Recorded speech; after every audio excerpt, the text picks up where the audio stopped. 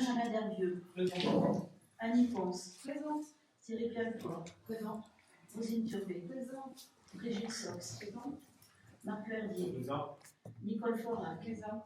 Jean-François Bric. Présent. Annie Valéjou. Présent. Irma Del Pozo. Présent. Niki Guilbault. Présent. Bernard Bass. Présent. Cathy Durand. Présente. Benjamin Mons a donné le pouvoir à Annie Ponce. Fabienne Martinez-Casabat. Jean-Luc Brigil. Présent. Sandrine Lutard. François Marlan. Présent. Pauline Dupuis a donné son pouvoir à Jean-François Bric. Jean-Michel Saint-Ignan, absent. Jean-Philippe Lay, absent. Henri Lagarrigue. Présent. Julien Amra. Présente. Frédéric Bernard. Présent. Stéphane Pijat. Présent. Nicolas Lalanne a donné son pouvoir à Marie-Laetitia Chartier. Jean-Marc Fartois Présent. et Marie-Laetitia Chartier. Présente. Le quorum est en train de pouvoir démarrer cette séance. Secrétaire de séance. Nicole Forac, si tout le monde en est d'accord. Merci Nicole.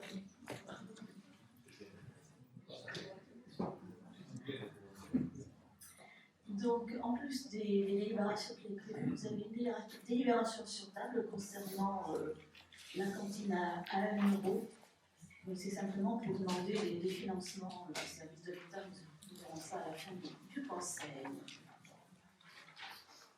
Donc, deux ou trois petites infos comme je le fais habituellement en ce début de conseil.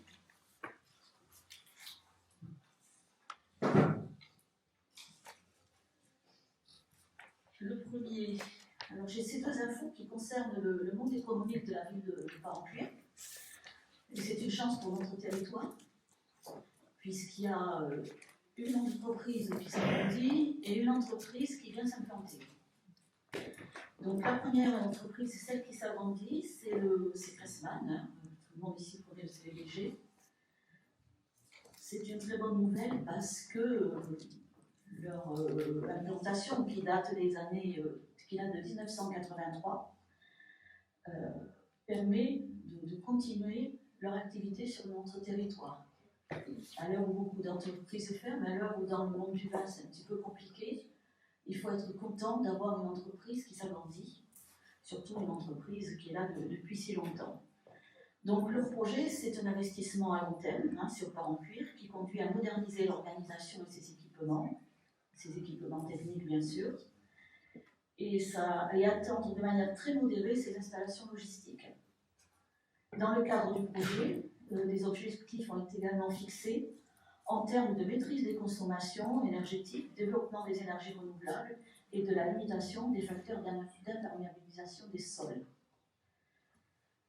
Les perspectives de ce projet, social notamment, il permettra de pérenniser ce que je viens de vous dire l'entreprise, d'avoir de meilleures conditions de travail pour les salariés.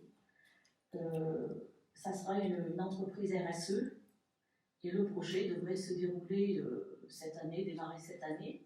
Il est en enquête publique à partir du 14 avril et vous pouvez consulter le dossier en mairie. La deuxième entreprise concerne le port autonome et une McDu. Là aussi, c'est un superbe projet. C'est un projet, alors ça peut vous faire peur, mais c'est un projet d'unité de conversion de nickel et de cobalt pour la mobilité électrique au port de Gradkina. Ce port qui, depuis des années, est un petit peu sans activité. C'est une nouvelle opportunité, cette entreprise qui vient s'installer, puisque ça permettra à la France d'avoir une autonomie, notamment pour ses véhicules électriques, style les véhicules de Renault et autres, plutôt que de faire venir tout ce qu'il faut pour construire les batteries électriques depuis la Chine ou d'ailleurs. Ça participera à l'autonomie de la France sur ses énergies. Et puis, pour Parencuire, c'est une belle opportunité, puisque à terme, il y aura 200 emplois, plus les emplois induits. Donc, c'est en enquête publique actuellement. C'est la McDu qui est en enquête publique. Et il y aura une réunion publique le 18 avril, si je ne me trompe pas, par le port autonome de Bordeaux. Voilà les infos que je voulais donner en préambule de ce conseil municipal. Est-ce que vous permettez qu'on intervienne, s'il vous plaît? Je vous en prie, monsieur. Merci. Alors effectivement, vous avez présenté un côté du projet, et c'est normal, pour parler du projet, de toute la valorisation, et effectivement, le fait de générer des emplois, une entreprise qui est grande et qui peut venir dans notre commune, effectivement, c'est une très très bonne chose. Ce que nous regardons un peu avec insistance, c'est surtout l'endroit où ça va se mettre. Pendant des années, vous nous dites, et vous nous dites régulièrement, que Parampure, c'est une ville qui est entourée d'un écrin de verdure. Et effectivement, quand on voit partir plus de 70 hectares, 78 exactement hectares, qui sont aujourd'hui des terrains agricoles qui vont effectivement partir dans le monde industriel, ça nous interpelle, d'autant plus que récemment, il y a le projet PEANP, donc c'est ce fameux projet où le Conseil général et la métropole veut acquérir des terrains dans ces zones-là pour essayer de développer l'agriculture écologique, et entre autres, et faire en sorte que ce soit peut-être mieux entretenu que c'est maintenant. Alors, je pense que c'est déjà bien. On est un petit peu surpris. Ensuite, on est un petit peu surpris parce que c'est aussi dans une zone qui est proche de Natura 2000. Et effectivement, quand on parcourt le dossier, j'ai été surpris que effectivement Natura 2000 ne trouvait aucune anomalie que ce projet puisse être implanté dans cette zone-là.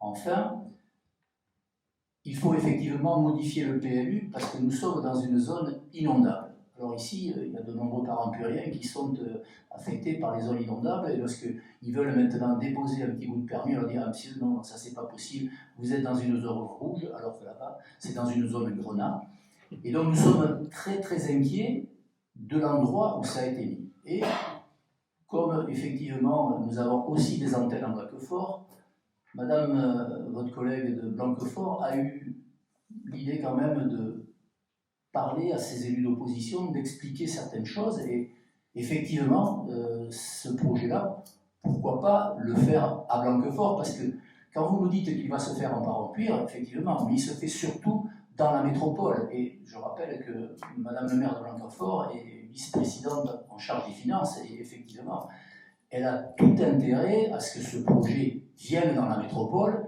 mais quand on écoute un petit peu en filigrane ce qui se dit, c'était peut-être pas très très bien qu'il aille à Blanquefort parce que c'est peut-être un peu plus urbanisé que chez nous. Et puis nous ici, ben effectivement, c'est proche des marais, c'est proche de la Garonne, et donc on peut effectivement faire passer la pilule, d'autant plus que effectivement vous êtes largement partie prenante. Et je veux en terminer. Parce que depuis des années que j'habite à Parampure, on a toujours considéré que cette partie entre la Garonne et les marais était un bassin d'expansion de l'eau si un jour il y avait des débordements importants à la métropole, et en Bordeaux en particulièrement, pour faire des largages et de venir inonder tous ces marais. Et quand je vois qu'il va peut-être falloir monter d'à peu près 5 mètres, entre 3 et 5 mètres, pour pouvoir se mettre largement au-dessus de tous les risques qu'il peut y avoir au niveau des nations, j'imagine qu'au fond, là-bas, dans ces 70 hectares, on va remonter le niveau et par conséquent, on va créer une sorte de bassin. Et en plus, comme c'est un bassin versant, les eaux pluviales, généralement, elles ne remontent pas et elles vont directement vers la Garonne.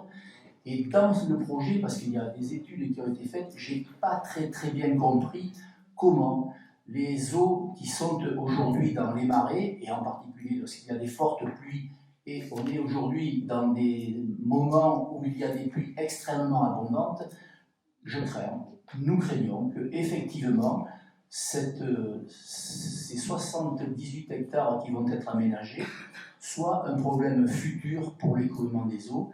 Et je suis très surpris que vous, probablement, vous avez regardé la partie financière. Je sais très bien qu'aujourd'hui, on est un petit peu en difficulté, mais mesdames et messieurs les élus du conseil municipal de la majorité, je suis un petit peu surpris, compte tenu de vos origines par rapport à certains moments, lorsque l'évolution politique de la commune, vous acceptiez ça comme un seul homme, et nous en sommes très surpris.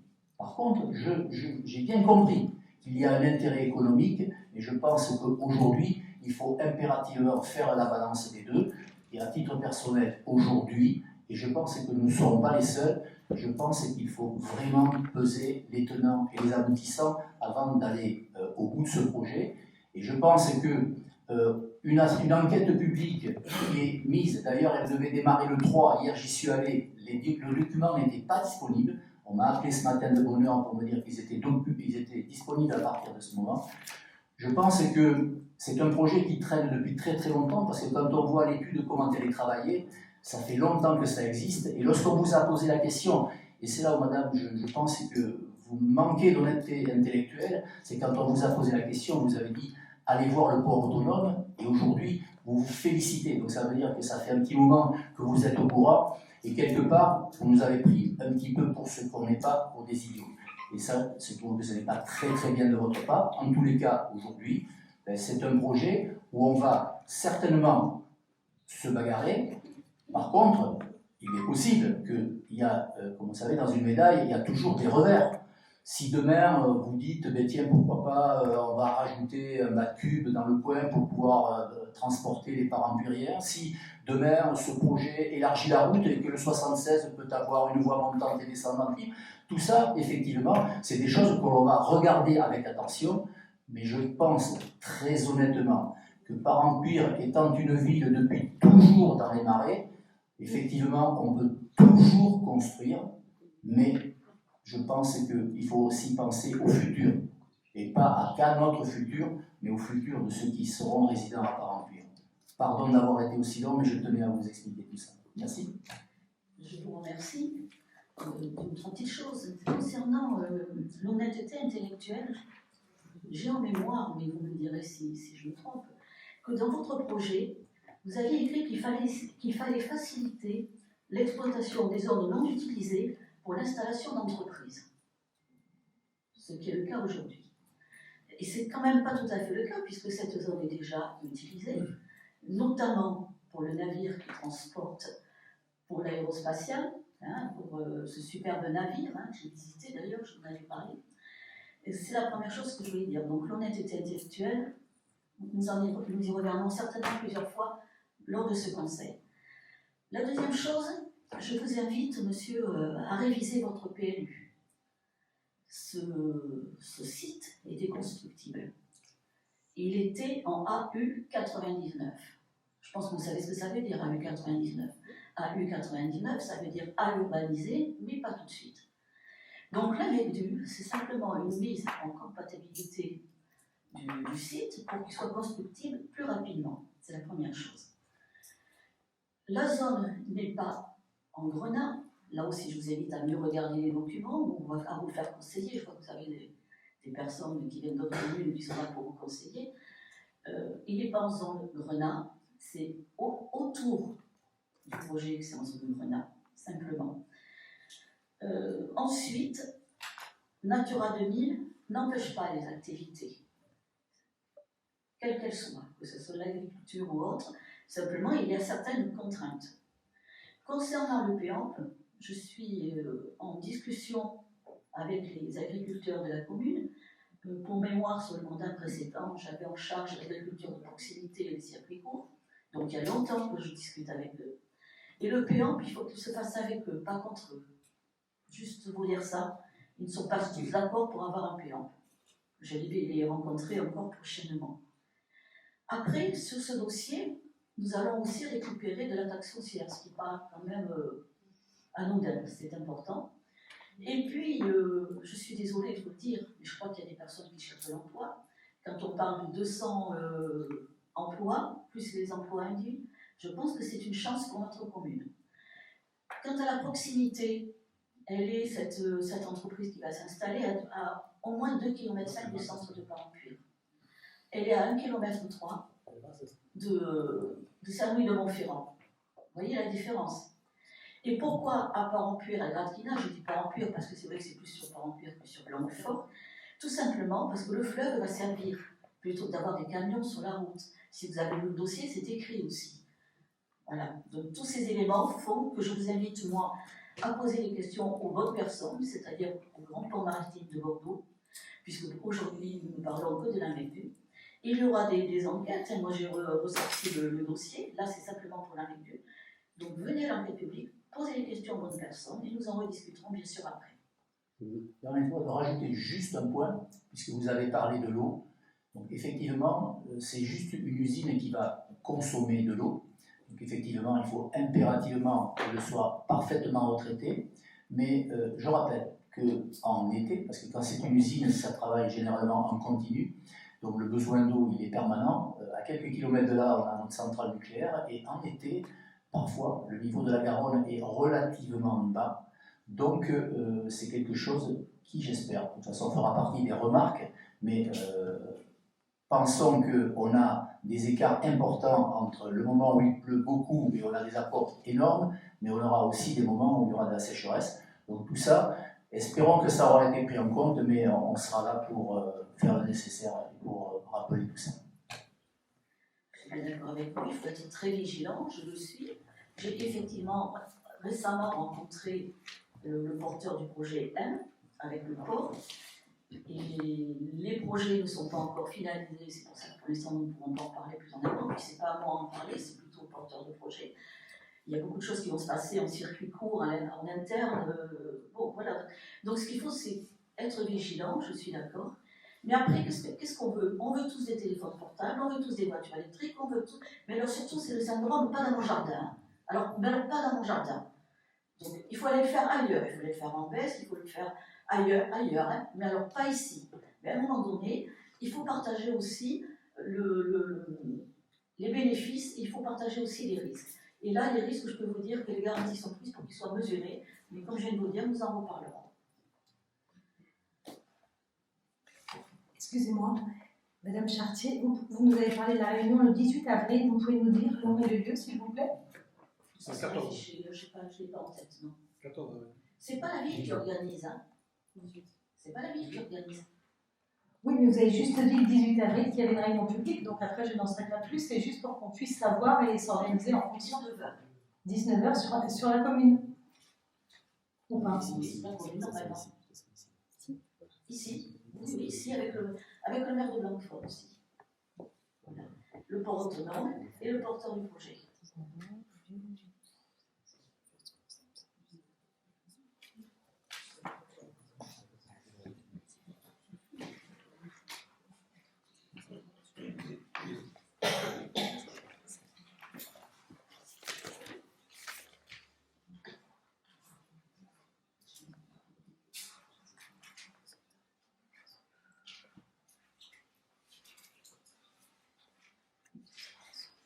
J'avais caché mon ordre du jour. Alors, approbation maintenant du PV de la séance du Conseil du 5 mars.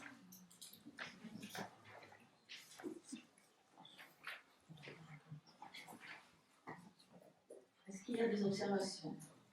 Oui, Madame Chartier. Oui. Nous n'avons pas les affaires traitées dans ce PV. Ne viennent pas les affaires traitées dans le PV? Elles apparaissent d'habitude comme une ligne, comme quoi les affaires traitées ont été traitées. Et je suis étonnée, sur celui-ci, ça n'apparaît pas. Donc peut-être que c'est un changement, que c'est normal. On peut les rajouter, il n'y a pas trop. Enfin, je ne sais pas pour répondre. Voilà. On les rajoutera, si même que ça.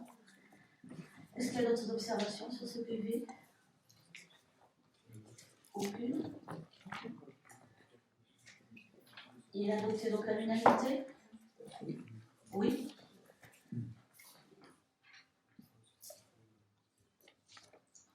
Donc sur ce PV, si vous le permettez, je voudrais revenir un instant dessus. Non pas sur le verbatim, puisque vous venez de le valider, mais sur le fond des propos tenus par votre groupe d'opposition. Je vais prendre plusieurs exemples, qui est page 29, M. Fartois, sur les sanitaires publics. Vos propos qui disent que les employés, le personnel est obligé d'aller à l'extérieur sur les sanitaires publics, ces propos, en plus d'être désobligeants pour le personnel, parce que vous dites méchant, hein, c'est très désobligeant, ces propos participent à une désinformation permanente. Et page 30, M. Lagaric, sur les finances communales, mais nous y reviendrons bien sûr dans le détail tout à l'heure. Je pense que vous avez une certaine expérience en cessation de paiement et liquidation pour les entreprises, mais en ce qui concerne les finances municipales, vous montrez une grande incompétence. D'ailleurs, vous le dites, vous ne comprenez pas. Et nous en parlerons lors du budget. Première délibération.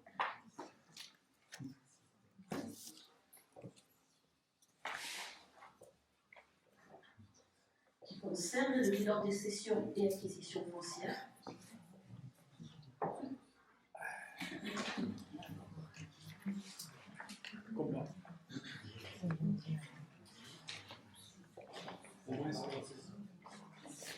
Ah, les décisions, pardon, j'allais les oublier.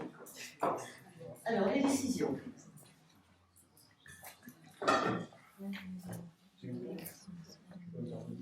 Bien sûr. Alors, la décision 2024-021 n'est pas consultable sur le site de la mairie.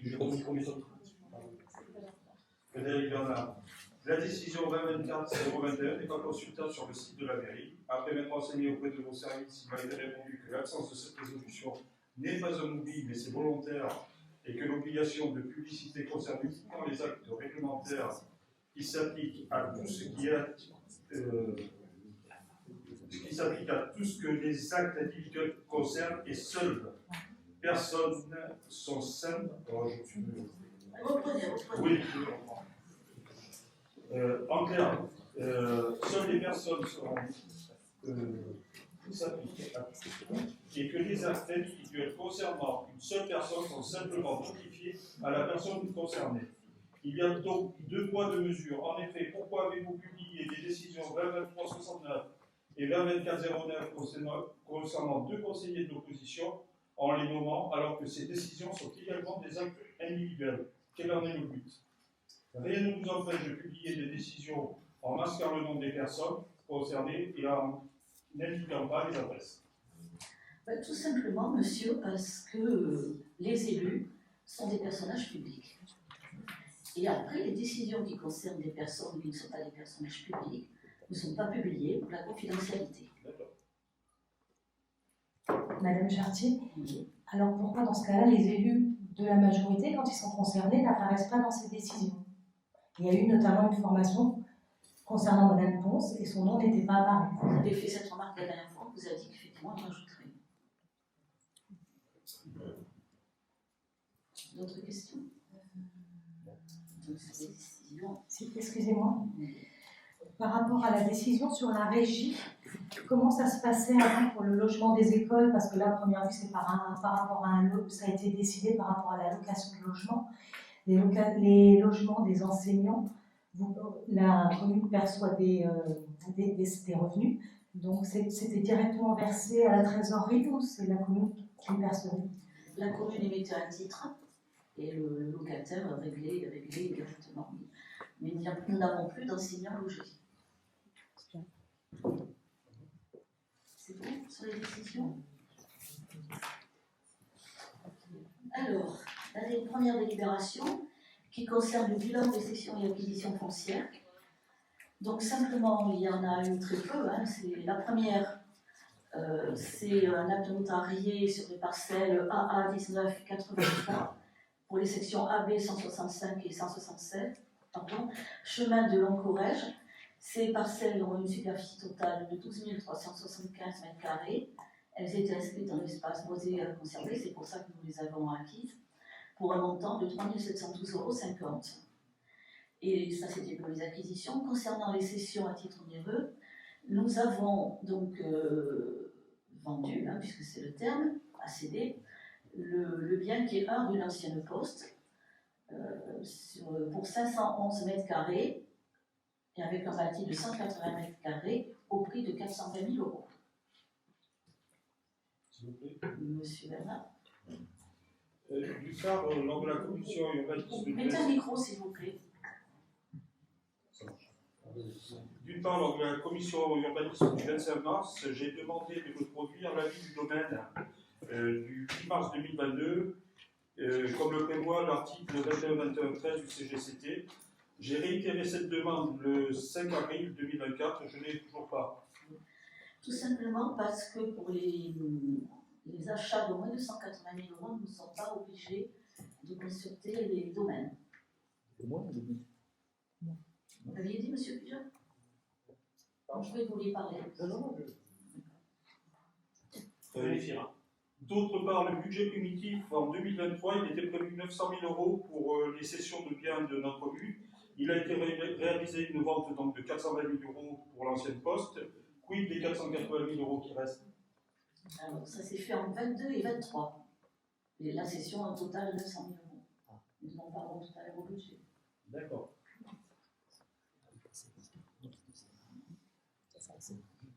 On va faire passer la pause de présence, si vous voulez bien. Alors, monsieur Dervieux, délibération 2. Approbation du compte de gestion, s'il vous plaît.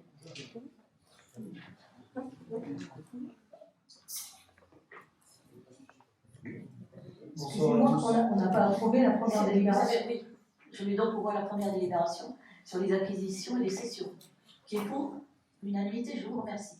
Donc la deuxième, nous ne devons pas te faire approuver sur le compte de gestion. Bonsoir à tous. Donc la présentation du compte de gestion 2023 par le comptable public avec les montants qui seront repris lors de la présentation du compte administratif. Hein, c'est les mêmes chiffres avec une présentation différente.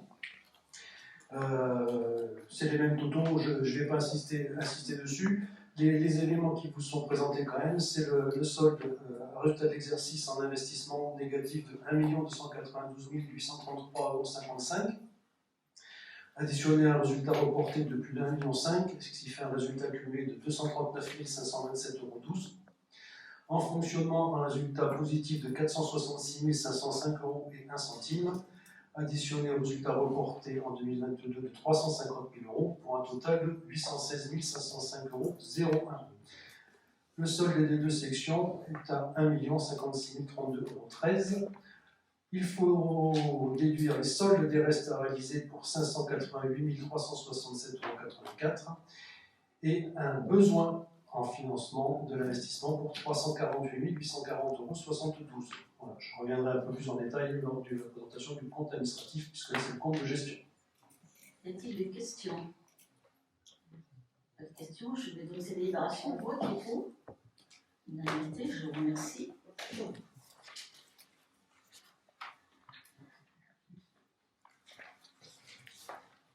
La délibération suivante concerne l'adoption du compte administratif, monsieur Dervieux. En 2023, le contexte international a eu un fort impact sur les dépenses des collectivités territoriales dans plusieurs domaines. Nous l'avions évoqué lors du débat d'orientation budgétaire le mois dernier. En effet, la commune a dû entre autres absorber la hausse des coûts des fluides, électricité, gaz, transport et d'achat de produits alimentaires. La croissance des charges courantes, insuffisamment compensée par la hausse des recettes de fonctionnement, a conduit à une diminution de notre épargne brute. Ces contraintes n'ont pas empêché la municipalité d'investir pour plus de 2 millions d'euros, hors remboursement de la dette, notamment pour renouveler le matériel et les véhicules des services, pour plus de 240 000 €, rééquiper les écoles en mobilier et matériel informatique pour près de 30 000 €, procéder aux travaux d'entretien du patrimoine communal pour plus de 480 000 €, ou encore construire les nouveaux terrains synthétiques sur la plaine des sports pour 1 125 055,74 €, en attendant d'avoir les derniers éléments, notamment par rapport au parc. Au niveau de la section de fonctionnement, vous avez donc l'ensemble des chiffres qui vous sont présentés en dépenses et en recettes. Je vais intervenir principalement au niveau des recettes sur les atténuations de charges, le chapitre 013. Il s'agit entre autres des remboursements des risques statutaires, des congés pour longue maladie et longue durée accordés par le comité médical départemental aux agents par l'assurance de la ville. Dans ce domaine, les prévisions sont difficiles à réaliser en raison des aléas d'année sur l'autre, des cas d'admission. Le chapitre 70, le produit des services du domaine des ventes diverses, produit en hausse de 10% par rapport à 2022, qui concerne la facturation de services payants, concession du cimetière, cours d'école municipale d'art, tarification de la restauration collective, les accueils périscolaires et centres de loisirs. Le chapitre 73, Une baisse importante constatée par rapport à 2022 qui s'explique par la modification de l'imputation de la taxe sur la consommation finale d'électricité et de la taxe additionnelle aux droits de mutation qui ont toutes deux été comptabilisés au chapitre 731 en 2023. Je rappelle qu'on a changé de nomenclature, on est passé de la M14 à la M57. Il faut également noter concernant la taxe additionnelle aux droits de mutation. On a une stéréo, excusez-moi, on a une stéréo, tout en bas. Silence, s'il vous plaît. Non, mais ça parlait pas. Ah non, c'est Parce que bon, ça on va discutait, tête. on a déjà. Continuez, monsieur David. Concernant la taxe additionnelle aux droits de mutation, donc, il faut rappeler que le ralentissement du marché immobilier a fortement affecté le produit encaissé par la commune de près de 180 000 € en 2023 et que contrairement à ce que vous avez présenté en 2021, c'était un report et là en 2023, pour moi ce ne sera pas des reports. En 2021 c'était lié au confinement et au Covid. Les acquisitions en cours avaient été reportées pour les années à venir. Là, sur 2023, c'est un vrai ralentissement du marché immobilier, ce n'est pas du report. J'ai lu, pas plus tard qu'aujourd'hui, sur mon quotidien régional, qu'il y avait une reprise annoncée du marché immobilier pour la fin de l'année 2024, avec une première baisse des crédits immobiliers qui commençait peut-être donc sur 2025, puisque si ça reprendra fin 2024, peut-être sur 2025, nous aurons à nouveau une augmentation des taxes additionnelles aux droits de mutation. Sur 2024, ce sera encore en baisse. Le chapitre 731 pour la fiscalité locale, en neutralisant les effets du changement d'imputation comptable évoqué, les impôts directs locaux ont progressé de près de 600 000 €. Sans modification des taux en 2023, le produit a progressé par l'unique effet des bases. Au niveau des dotations et participations, deux éléments disjoints. L'ensemble des dotations et participations perçues par la commune a progressé de près de 10%.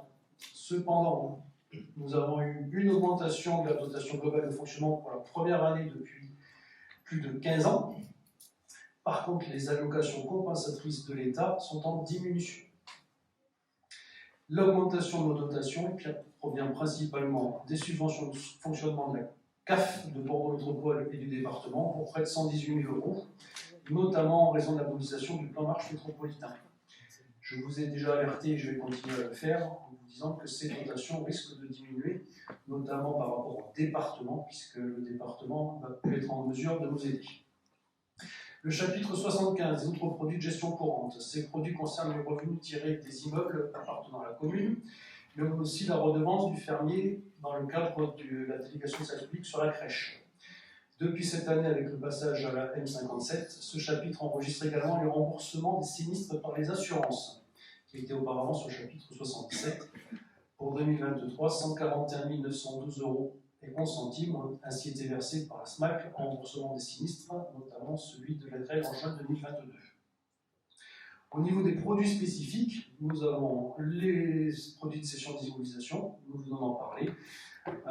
Une cession de 420 000 € a ainsi été concernée pour l'année 2023, la cession de l'immeuble à rue d'Ancienne Poste. Au niveau de nos dépenses de fonctionnement, je vais insister sur le chapitre 11, achats et charges externes, qui a subi de fortes hausses à nouveau en 2023. Les achats de matières et de fournitures ont ainsi cru de plus de 150 000 €, soit la moitié de la progression totale du chapitre. Pour information, entre 2021, tout début de l'inflation, et 2023, le chapitre 011 est passé de 1 573 000 € à 2 264 000 €, soit une différence de près de 700 000 €. La hausse est pratiquement exclusivement due aux augmentations d'électricité, de gaz et de transport, puisque nous fonctionnons avec un nombre de bâtiments égal. L'autre point qui a augmenté de façon importante, c'est le chapitre 012, les charges personnelles. Les dépenses globales de personnel se sont élevées à près de 5 800 000 €, soit une progression de 7,20% entre 2022 et 2023. Tout compris, puisque nous avons des charges indirectes, le chapitre 012 est passé de 5 581 000 € en 2021 à 6 508 000 € en 2023, soit une augmentation de 927 000 €. Ça inclut l'augmentation du point d'indice pour une année complète en juillet 2022, plus 3,5%, L'augmentation du point d'indice pour la moitié de l'année au 1er juillet 2023 de 1,5%. Et on en parlera lors du vote du budget. Il va falloir aussi anticiper l'augmentation des 5 points d'indice qui ont été votés pour tous les agents de la fonction publique à compter du 1er janvier 2024. Face à ces augmentations, nous n'avons eu aucune compensation de l'État. Aucune compensation de l'État. Et si je fais le calcul, ça fait pour ces deux chapitres 1 618 000 € de différence entre 2021 et 2023. Sans aucune compensation. Alors, c'est pas tout à fait vrai. On a eu 95 000 € de compensation qui nous ont été redemandés en contrepartie, puisque nous avons une gestion financière saine. Donc les 95 000 € qui nous étaient promis, il nous a fallu les rembourser. Au niveau des investissements, le chapitre 10, dotations, fonds divers et réserves. Les dotations reçues en investissement concernent le fonds de compensation de la TVA. Je vous rappelle qu'on reçoit une partie de la TVA alors qu'on paye la TVA de façon directe et on reçoit en contrepartie un fonds de compensation de TVA qui est limité à un peu plus de 16% sur les dépenses d'investissement éligibles. Pour l'année 2023, c'était les dépenses de 2022, ce qui représentait un montant d'un peu plus de 88 000 €. Il y a encore une dizaine d'années, c'était à N+2 que ces remboursements ont été. Maintenant, c'est bien à N+1. Les dépenses donc, de 2022 ont été éligibles au FCTVA en 2023. Et de la même façon, les dépenses d'investissement que nous avons réalisées en 2023 seront éligibles au fonds de compensation de la TVA en 2024. La taxe d'aménagement qui est reversée par Bordeaux Métropole dans le cadre de l'instauration d'une rétrocession en commune, des taxes locales d'équipement et d'aménagement pour un montant d'un peu plus de 50 000 €, et les excédents de fonctionnement de 2022 qui sont capitalisés à hauteur de 610 000 €. Le chapitre 13, les subventions d'investissement, qui ont connu donc une forte diminution, principalement due au fait que le conseil départemental n'a pas pu nous suivre sur nos demandes, notamment sur la réalisation des travaux des terrains synthétiques. Donc ça n'a pas été perçu en 2023, et donc on aura pratiquement plus d'aide du conseil départemental tant que leurs finances ne seront pas revues. La principale de leurs recettes, c'est les taxes de droit de mutation, la taxe départementale de droit de mutation. Donc nous, on la connaît en baisse, mais le département la connaît également en baisse pour la totalité de son territoire. Les seules subventions enregistrées en 2023 concernent donc le VDAEC pour 33 000 €, ainsi qu'un versement effectué par le CIVOM de 2 604 €. Au chapitre 16, emprunts et dettes assimilées, nous n'avons pas eu à verser le premier versement pour la piscine de Font-Gravé. Nous n'avons donc pas eu besoin d'emprunter les 2 millions € qui étaient budgétisés. Donc nous n'avons pas souscrit d'emprunt en 2023, contrairement à ce qui avait été budgétisé, puisque nous n'avons pas eu besoin. Au niveau de nos dépenses d'investissement, plus de 2 millions € de dépenses d'investissement ont été réalisées en 2023. La majorité des dépenses, ça concernait les travaux synthétiques, les travaux des terrains, la rénovation des travaux des terrains synthétiques. Et je rappelle aussi les frais d'études et d'insertion pour plus de 66 000 € et les dépenses relatives au logiciel. Et je rajoute les acquisitions des 5 véhicules pour les services techniques que nous avions programmés en fin d'année 2023. Au niveau des emprunts et dettes, le remboursement en capital a représenté un montant total de 582 109,75 € en 2023. Nous avons 10 emprunts en cours et je le rappelle, aucun à taux variable que à des taux fixes, dont le dernier, même si le dernier pour 1,4 million, il n'y avait pratiquement que des emprunts à taux variable qui nous étaient proposés. On a réussi à négocier des taux d'intérêt, des emprunts à taux fixe, avec des taux qui étaient imbattables. Maintenant, on est plutôt aux alentours des 4% en attendant que ça rediminue. Le capital restant dû au 31 décembre 2023 s'élève à 5 654 240,67 € contre 6 236 351 au 31 décembre 2022. La capacité d'AMI de désendettement a légèrement augmenté pour s'établir non pas à 9,9 années comme je vous l'avais dit lors du débat d'orientation budgétaire. Maintenant que nous avons le chiffre définitif, le désendettement est fixé à 10,3 années en 2023. Et je rappelle que le seuil d'alerte est fixé à 2 ans pour les communes, entre 10 et 12 ans. C'est là où il faut être particulièrement attentif. Voilà les éléments que je vous indique de façon évidente par rapport au compte administratif. Merci, monsieur Dervieux. Des questions, des observations? Oui, effectivement, il y a quelques observations. Monsieur Farquhar. Alors, la première des choses, vous nous dites que vous avez dû absorber les coûts pour les fluides. Je pense quand même qu'il faut un petit peu tempérer parce que vous avez bénéficié de bouclier énergétique. Et nous, on veut insister quand même lourdement là-dessus, c'est que depuis quand même 2021, voire même depuis 2020, avec le co-développement, où vous deviez être aidé et faire l'audit des bâtiments de la commune, pour en particulier essayer de faire énormément d'économies. Aujourd'hui, je sais que c'est lancé, mais on n'a aucune vision de ce que vous avez fait. Et ça nous paraît important parce que c'était quand même, je pense, source d'économie. Parce qu'on sait qu'aujourd'hui, dans les classes, l'été il fait très chaud et l'hiver, il faut chauffer pour pouvoir compenser. Donc je pense que ça, c'est un point qu'il faut impérativement travailler pour que ce soit source d'économie, sachant malgré tout que l'année prochaine, il devrait y avoir une baisse naturelle de l'électricité, je crois, de 15%. L'autre point qui nous paraît important, c'est au niveau des investissements. Donc, quand vous parlez des investissements, il y a effectivement des choses que vous faites, des choses que vous ne faites pas. Mais ce qui m'inquiète et ce qui nous a inquiété, et on en a souvent parlé en commission avec M. Dervieux, puisque c'était quand même un de ses premiers projets au niveau de la commune, c'est ce CTM, ce centre technique. Et malheureusement, pour de multiples raisons, ce projet a été décalé. Alors d'une part, les investissements, le projet par lui-même a changé. D'autre part, les montants ont changé, puisqu'effectivement, entre-temps, il y a eu des coûts d'inflation, mais on voit encore que ça glisse un petit peu. Donc ça, c'est quand même une inquiétude globale de voir que les choses que vous entreprenez ne sont pas toujours terminées, et donc c'est un petit peu un retard de mise en place. Ensuite, quelle stratégie vous avez et quelle stratégie vous allez mettre en place? Parce que je pense qu'au niveau de Parencuire, il est important que vous nous disiez et que vous expliquiez quelle stratégie vous allez mettre en place pour faire des économies. Est-ce que vous savez sensibiliser le personnel, parce qu'il est nombreux, aux économies d'énergie? Donc, qu'est-ce qui a été fait? Qu'est-ce que vous avez proposé? Et aujourd'hui, nous attendons de vous que vous anticipions davantage ces problèmes-là, de telle manière que, effectivement, vous avez tout à l'heure parlé que les finances, elles étaient saines, on n'a peut-être pas tout à fait la même vision, et faire en sorte que vous ayez un petit peu plus anticipé certains événements pour qu'on puisse, effectivement, avoir des finances saines de la commune. Et ça, nous avons l'occasion d'en reparler un petit peu plus tard. Merci. D'autres observations? Madame Chartier, plusieurs fois, nous avons abordé la question des budgets analytiques, notamment par rapport à la culture. Je sais que c'est un sujet redondant. Madame Durand, je vous vois réagir vivement, j'entends.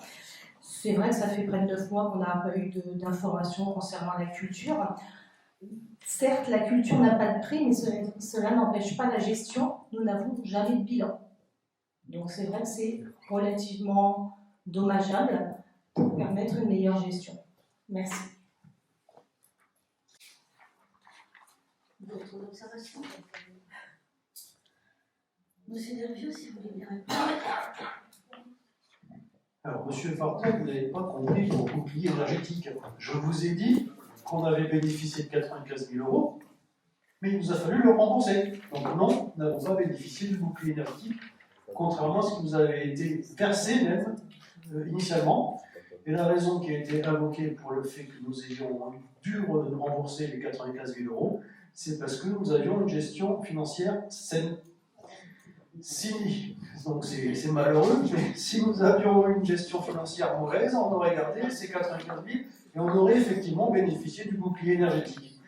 Mais donc, in fine, nous n'avons pas bénéficié du bouclier énergétique qu'il nous a fallu rembourser.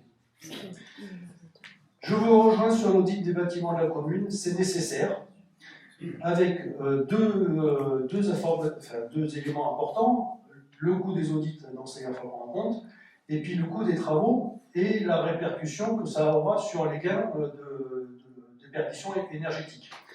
Avec une information importante tout de même, c'est que ça va avoir des coûts. Donc oui, ce sera de l'investissement, avec notre volonté d'avoir des gains financiers, et des gains environnementaux. C'est-à-dire une bonne énergie qui n'est pas dépensée, c'est une bonne énergie. Donc oui, c'est en cours et je souhaite que ça arrive rapidement. Par contre, il est possible que nous n'ayons pas les moyens de faire la réalisation de tous les travaux qui seront nécessaires sur 1, 2 ou 3 ans, et ce sera peut-être nécessaire de le lisser sur 4, 5 ou 6 ans. Et dans ce sens-là, on va le voir dans une délibération un peu plus tard, c'est un plan pluriannuel qui vous sera proposé en APCP pour des travaux d'entretien sur les bâtiments, notamment au niveau des toitures. Mais on va le voir un peu plus tard dans le Conseil, puisque ça fera l'objet d'une délibération. Donc oui, ça va passer par une budgétisation sur 4, 5, 6 ans, avec des gains qui sont attendus, et ça restera sur le papier au tout départ. Vous avez dit ensuite que l'électricité allait baisser de 15% en 2024. Alors oui, mais après l'augmentation qu'on a connue en 2023, les 15% en moins, ça ne va jamais revenir au montant qu'on avait connu en 2021 ou 2022. Ça, quand on a augmenté de 150%, même moins de 15%, ça fait jamais, on ne revient jamais à zéro d'augmentation. Donc oui, 15% je suis preneur, 30% je suis preneur, 50% je suis preneur, en moins là, il n'y a pas de souci. Et les 15%, ils ne compensent pas la forte augmentation qu'on a connue. Du coup, ça me fait anticiper, vous demandez quelle stratégie on met en place pour anticiper. Mais l'inflation, on ne pouvait pas l'anticiper. L'augmentation des éléments en RH, ils ont été décidés par le gouvernement, on ne pouvait pas les anticiper. En juillet 2022, quand c'est augmenté de 3,5% le point d'indice, le budget était déjà fait. On savait, quand on a voté le budget 2023, qu'il fallait anticiper sur une année entière, ce qu'on a fait. Rebelote en 2023, une augmentation de 1,5% du point d'indice, qu'on ne pouvait pas augmenter qu'on ne pouvait pas anticiper lorsqu'on a voté le budget en 2023. Par contre, on l'anticipe lors du vote du budget du 24, on va en parler tout à l'heure, et pour une année entière. Si le gouvernement décide à nouveau d'augmenter le point d'indice au 1er juillet 2024, on ne va pas l'avoir anticipé dans le budget maintenant, ne le reprochez pas. Et ensuite, le CTM. Le CTM, oui, c'était le tout premier projet que je souhaitais porter, mais ce n'est pas moi tout seul, hein, c'est toute l'équipe municipale. C'était un vrai besoin et une vraie volonté. C'est pour ça que c'était le tout premier projet de ce mandat. Au 9 avril 2024, vous nous dites que ce n'est pas encore terminé. Hein, et pour cause, pour toutes les raisons que je vous ai déjà signalées en commission finances et en conseil, je ne vais pas revenir dessus. L'objectif pour moi, c'est qu'effectivement, il soit terminé le plus vite possible.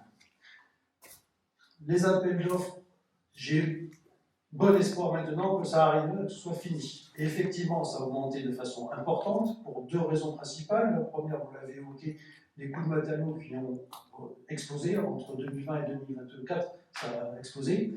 Et la deuxième raison qui est aussi importante, c'est le fait que l'architecte s'était trompé dans son estimation initiale. Et donc, on est passé sur un projet initial qui a totalement changé, qui a été refait, pas de A à Z, mais qui est revu complètement.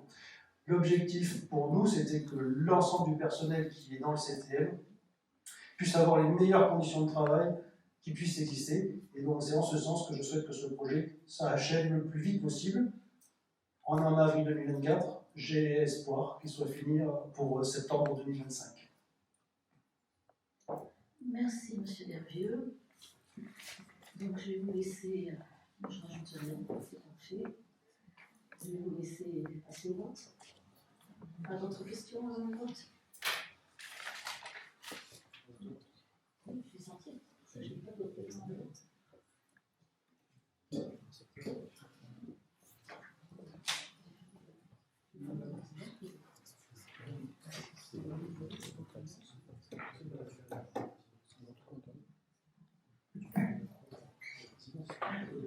Bon, alors je prends la présidence. Voilà, pourquoi je prends la présidence? Parce que je suis la doyenne du conseil municipal. Alors, c'est pas une gloriole pour ça, mais enfin, bon, on va le faire quand même. Et je vais laisser la parole à monsieur Benjamin Dervieux. Pour le vote. Il faut qu'on vote donc l'ensemble des éléments du compte administratif pour les dépenses de fonctionnement. C'est en total. Hein. Dépenses de fonctionnement, recettes de fonctionnement, les dépenses d'investissement, les recettes d'investissement et le budget total. Les dépenses de fonctionnement qui avaient été, pour rappel, des crédits ouverts pour 10 724 510 € lors du vote du budget et des décisions modificatives. Le réalisé pour les dépenses de fonctionnement sur l'année 2023 est à 10 381 572,98 €. Qui vote contre? 7 votes contre. Qui s'abstient? Vote pour, le reste. Les recettes de fonctionnement. Les crédits ouverts pour 10 724 510 € à l'équilibre dans le budget, lors du vote du budget, réalisé pour 10 848 077,99 €. Qui vote contre? 7 qui s'abstient. Qui vote pour? Le reste. Les dépenses d'investissement. Les crédits ouverts étaient pour 6 250 304 €, le réalisé pour 2 721 031,37 €. Qui vote contre? 7. Qui s'abstient? 0. Qui vote pour? Le reste. Les recettes d'investissement avec les crédits ouverts à l'équilibre pour 6 250 304 €, réalisés pour 1 428 197,82 €. Qui vote contre? 7. Qui s'abstient? 0. Qui vote pour? Vous avez donc l'ensemble des résultats qui vous sont proposés. Les recettes de fonctionnement pour 10 848 000 €, les dépenses de fonctionnement pour 10 381 000 €, résultat de fonctionnement 2023 pour 466 505,01 €, auquel il faut rajouter les 350 000 € de fonctionnement reportés sur l'année précédente, soit un résultat de plus 816 505,01 €. Qui vote contre? Est-ce que je peux juste intervenir avant le vote, s'il vous plaît? Allez-y, monsieur Fortois. C'est juste pour confirmer que l'épargne de gestion pour 2023 était bien de 466 505 et était bien inférieure à la dette, au remboursement de la dette à l'année. On est bien d'accord avec ça ou pas? On fait l'épargne, si c'est les dépenses réelles, les recettes réelles, on a l'épargne de gestion. L'épargne de gestion, aujourd'hui, 466 000. Plus les 350 000. Parce que vous reportez les autres. Oui. Ça veut dire qu'en année brute, on a fini. Ah oui, et ça peut se comprendre. Ça peut se comprendre. On est d'accord. C'était juste que je voulais que ce soit précisé. Quand on a terminé l'année, nous étions bien à 466 000, qui est bien en dessous de ce que l'on appelle, par rapport à la valeur de remboursement de la dette à l'année. Et vous avez reporté les 350, donc effectivement, on est en solde positif. Alors, c'est pas moi qui les ai rapportés, c'est ce que vous aviez voté. C'est ce que vous avez voté la dernière. On est d'accord. Excusez-moi de propos. Pardon. Merci. Du coup, je repasse le vote ou je ne sais plus? Non, on a voté? On n'a pas voté. On n'a pas voté. Donc, la section de fonctionnement pour un résultat total de plus 816 505,01 €. Qui vote contre? 7. Qui s'abstient? 0. Vote pour? Le reste. Section d'investissement, donc pour 1 428 187,82 €, moins les deux dépenses pour 2 721 031,37 €, c'est un résultat négatif de 1 292 833,55 €, auquel doit se rajouter le résultat d'investissement reporté de 1 532 360,67 €, soit un résultat comptable de 239 527,12 €, auquel je rappelle il faut retirer les soldes des restes à réaliser pour 588 367,84 €, soit un besoin d'investissement de 348 840,72 € pour l'année 2023. Qui vote contre? 7. Qui s'abstient? 0. Qui vote pour? Je rappelle que les comptes de la commune que je viens de vous présenter correspondent aux écritures du Trésor public et restent dans la limite des crédits ouverts. Et donc, nous venons d'adopter le compte administratif. Je vous rends la présidence, Madame Turbet. Merci.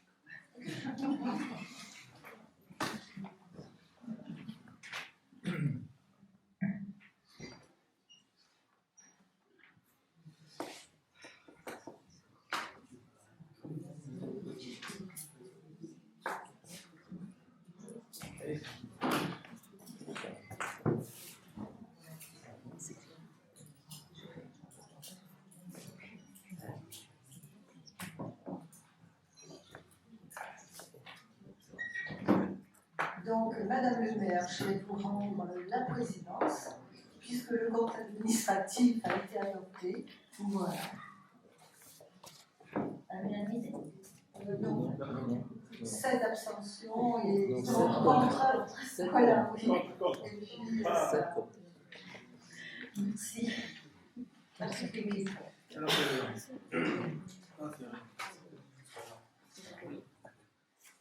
Parce que comme je n'ai pas refait de notre travail. Oui. Alors.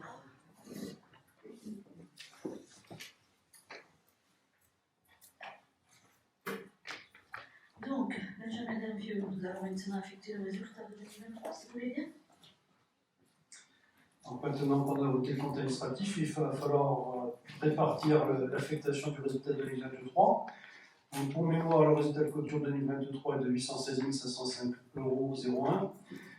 Le résultat comptable cumulé pour les investissements de 239 527,12 €. Et nous avons besoin de financement de la section d'investissement après prise en compte du solde des restes à réaliser pour 348 840,72 €. Il vous est donc proposé de répartir au niveau du fonctionnement pour 467 664,29 € et au niveau des investissements pour 239 527,12 €, étant précisé qu'il y a 348 840,72 € qui servent pour le financement du solde des restes à réaliser en investissement.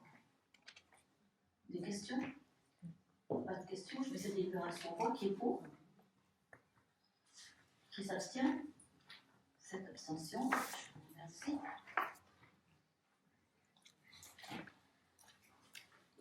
Délibération 5 qui concerne la réhabilitation du CT1 et du poste de police municipale avec le bilan annuel et l'actualisation. Monsieur Dervieux. Donc nous avions déjà voté un programme d'APCP, de création de programme de crédit de paiement, pour la rénovation du CTM et du poste de police municipale. Et donc il faut l'actualiser. Donc je rappelle l'APCP prévisionnelle pour 2023 à hauteur de 30 000 €, pour 2024 à hauteur de 1 185 000 € et pour 2025 à hauteur de 24 000 € pour un montant total de 1 455 000 €. J'ai dit 24 000 par an, 240 000 pour 2025. De toute façon, on oublie, c'est plus celui-là qui vous est proposé. Le nouveau qui vous est proposé pour le même montant total de 1 455 000 €. Donc en 2023, donc là c'est plus du prévisionnel, c'est du réalisé pour 6 192,09 €. Et par contre, donc en prévisionnel pour l'année 2024, 400 000 €. Et pour l'année 2025, 1 48 807,91 €, le solde, le montant total faisant toujours 1 455 000 €. Je rappelle que c'est du prévisionnel, hein, c'est en attendant d'avoir l'ensemble des éléments définitifs. Oui, peut-être rappeler aussi l'importance, mais tu l'as dit tout à l'heure, Benjamin, pour nous, de ce projet pour le personnel qui travaille dans de meilleures conditions.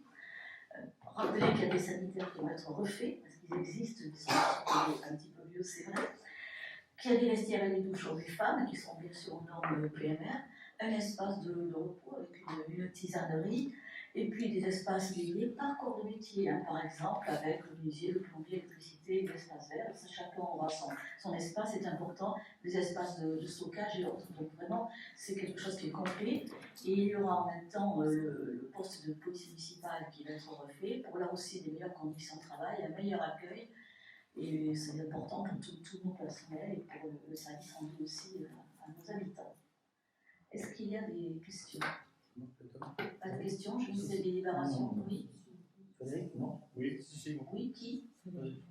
Est-ce qu'on pourrait connaître le maître d'œuvre de cet ordre? J'ai pas le nom en tête. Alors j'ai une autre question. Les élus de l'opposition pourront-ils consulter les Mettez propositions? votre micro, s'il vous plaît, monsieur. Je ne sais pas m'en servir, je suis désolé.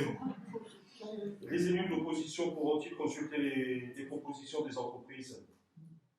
On a déjà expliqué que non, mais je vois M. Pijac qui le dit, puisqu'il le sait parfaitement.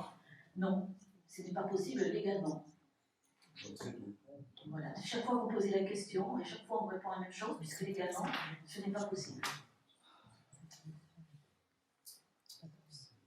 Monsieur Pijac le sait particulièrement, puisque là où il travaille, il sait comment ça fonctionne, et c'est partout pareil.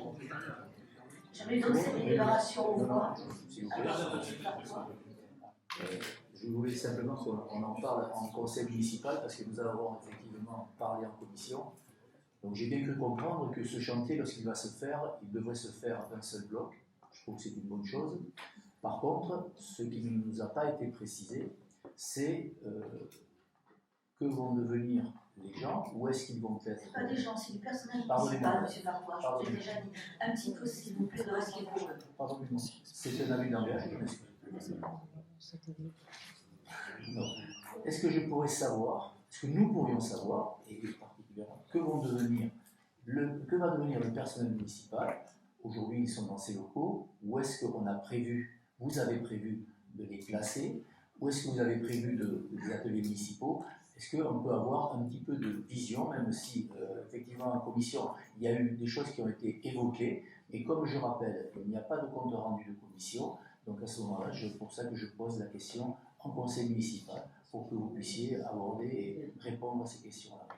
C'est tout simplement une opération tiroir qui va se faire, avec effectivement un déplacement du personnel dans les meilleures conditions possibles. Tout ça dépendra du calendrier en fonction des remises des offres des entreprises. Pour l'instant, nous n'avons pas tout cadré exactement. Nous attendons ce résultat-là. J'ai une dernière question. Avec les 360 000 € tels que l'on voit en 2024, ça ne peut être que le bâtiment de la police municipale qui va être retravaillé? Alors que non, mais ça va être principalement celui-ci. Valérie, je voudrais intervenir s'il vous plaît. Oui, je vous en prie. En ce qui concerne ce projet de rénovation du centre technique, on est parti sur le PPI avec un projet à 550 000. Aujourd'hui, il est à 1,5 million. Alors effectivement, c'était en 2020, c'était dans votre campagne électorale. Est-ce que ça va s'arrêter là ou ça va être comme le reste dans les investissements? On va encore avoir des surprises en ce qui concerne le montant des investissements. Parce que là, ça retarde. De 500 000 à 1,5 million, moi je suis toujours inquiet avec vous parce que je ne sais pas où ça va. Et quand on demande les chiffres, on ne les a jamais. C'est-à-dire, par exemple, pour les terrains de sport, c'est pareil. Les terrains de sport, oui, mais vous allez vous agacer, mais c'est comme ça. Ça se fait comme ça. Vous avez annoncé 830 000 pour les terrains de sport. Aujourd'hui, on est à 1 million. Ce que vous dites, ce qu'il faut, puisque vous supprimez, tout n'est pas rentré. On a demandé maintes fois, on a demandé ce que ça allait coûter. On ne sait toujours pas, même pas dans le bilan financier, on n'a pas vu. Donc c'est ça qui ne va pas, ces choses-là. Il n'y a pas de vérité, il n'y a pas du tout de vérité sur les chiffres. Et vous arrivez sur des années à mélanger les choses et à nous tromper. Et vous trompez les gens. Donc tout à l'heure, on va voir le résultat de la trompeuse.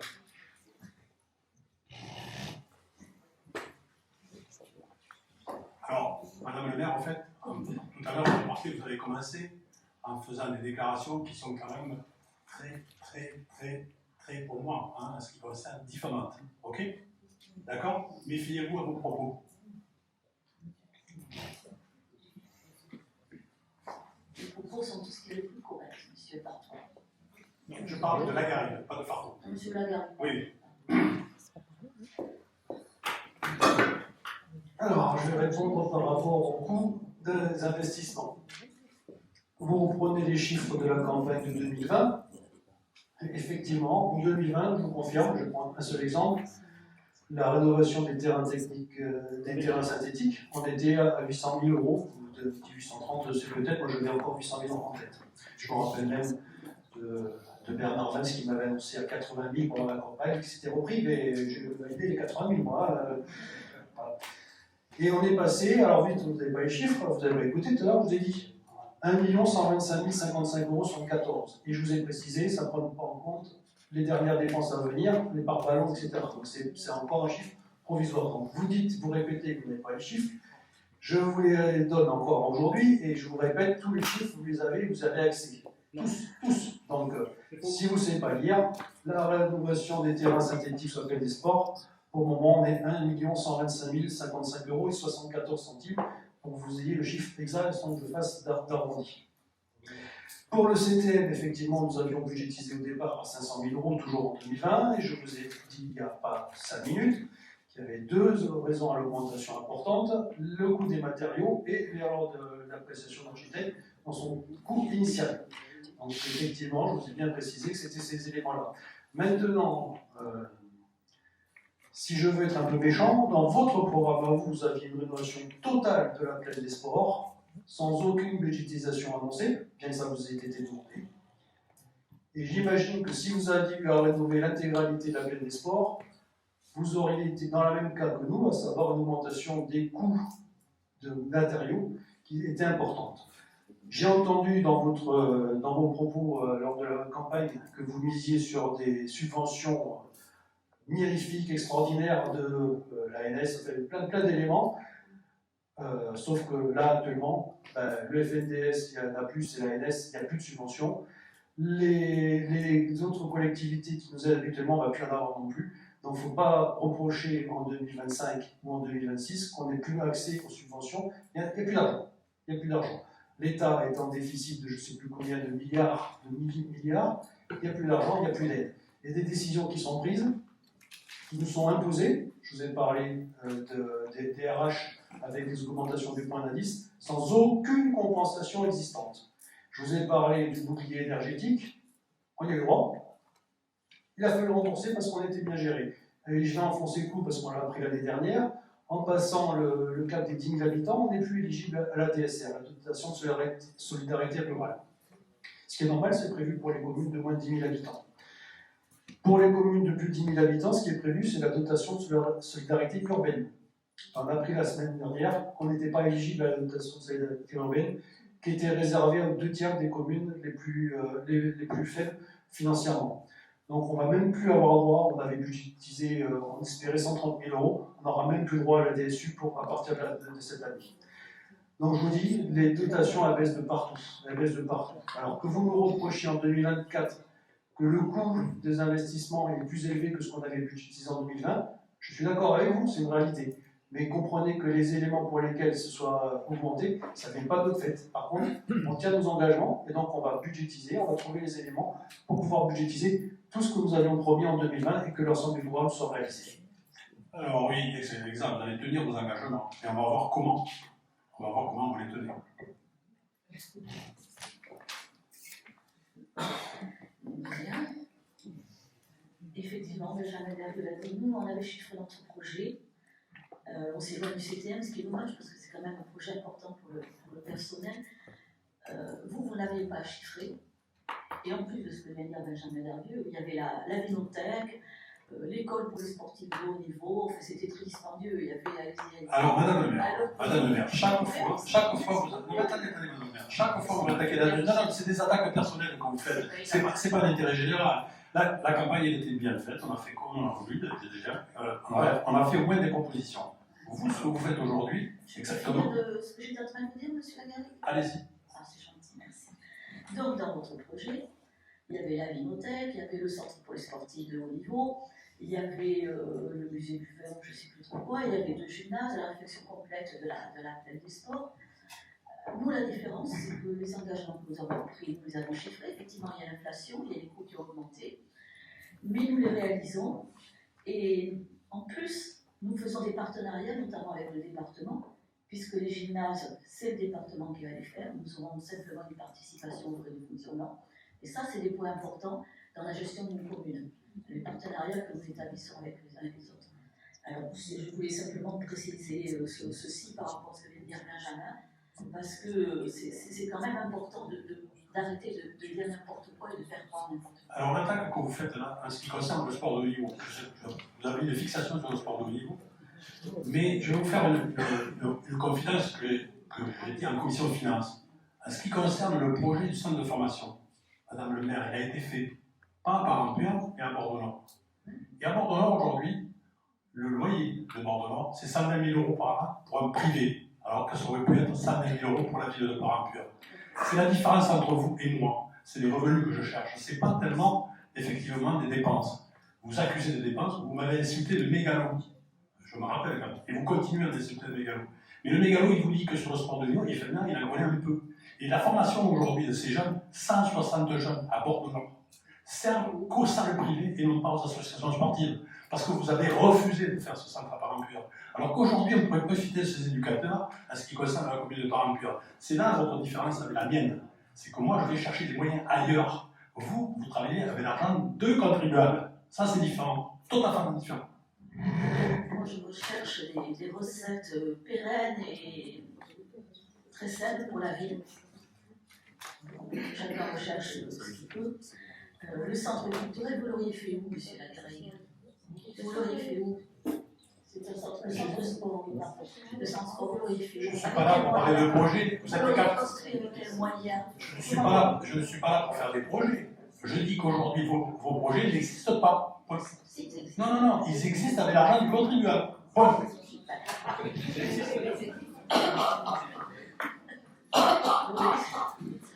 Mais bien sûr, ils existent avec l'argent du contribuable. Oui. Celui que vous allez faucher supplémentaire l'année prochaine, à des augmentations d'impôts. Bon, ben, les collectivités, que ce soit en pur ou ailleurs, effectivement, les recettes, c'est une grande partie des impôts. Et hélas, nous n'avons plus de taxes d'habitation. Donc, je reviens sur la délibération qui nous occupait à l'instant. C'était celle de la rénovation de centre technique. Sauf si M. Dervieux a quelque chose à rajouter. Nous allons passer au vote. Qui est pour? Unanimité. Je vous remercie pour eux.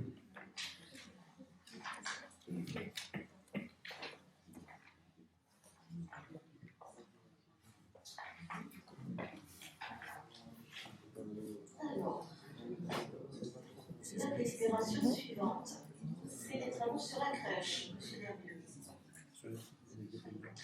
Alors, c'est la mise à jour du plan de financement prévisionnel et l'ouverture d'une autorisation de programme crédit de paiement, PCP, pour les travaux de la crèche. Le bâtiment de la crèche de Petit Prince doit faire l'objet de travaux pour habitation et réaménager les locaux existants et créer un espace de fabrication des repas en remplacement de celui qui est présent.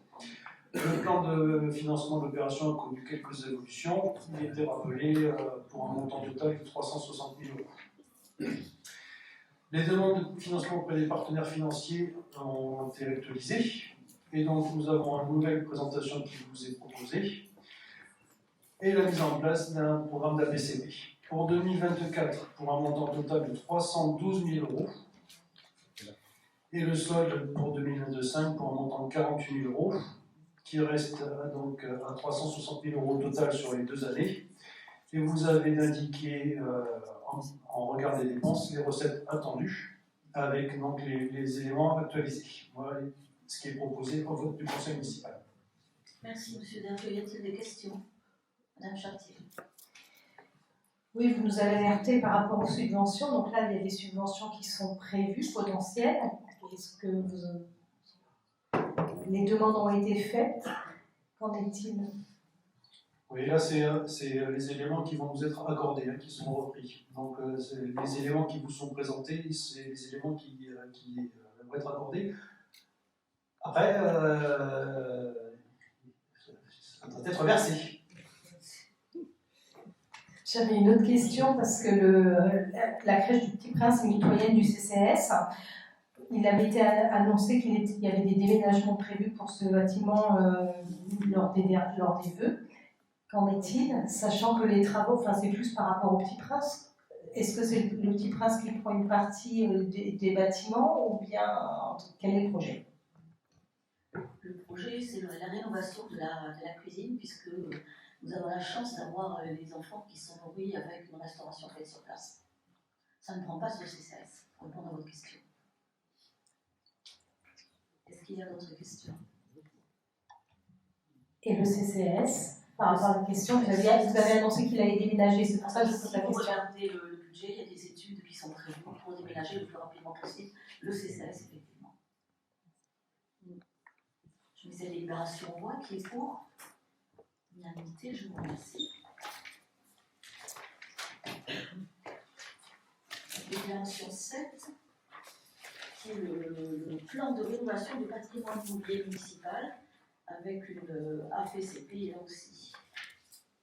Donc, je vous en ai parlé déjà un petit peu tout à l'heure lors du vote en réponse à vos questions sur le compte administratif. Et donc, voilà la présentation qui vous est faite. Que nous avons de nombreux bâtiments liés au service public, accueil et animation préscolaire, restauration scolaire, animation en faveur de la jeunesse, soutien aux associations, accompagnement de la pratique sportive, événements et manifestations culturelles. Ces services sont rendus pour la plupart en régie, en s'appuyant sur le travail quotidien des agents, que je remercie ici, et l'utilisation des moyens matériels et immobiliers de la commune. Dans l'optique d'améliorer le service rendu aux administrés, nous souhaitons engager un plan pluriannuel de rénovation et d'entretien du patrimoine municipal. Ce plan revêtira diverses dimensions et pourra concerner aussi bien la rénovation énergétique et thermique des bâtiments que des travaux de reprise d'étanchéité ou de toiture ou le renouvellement d'installations techniques.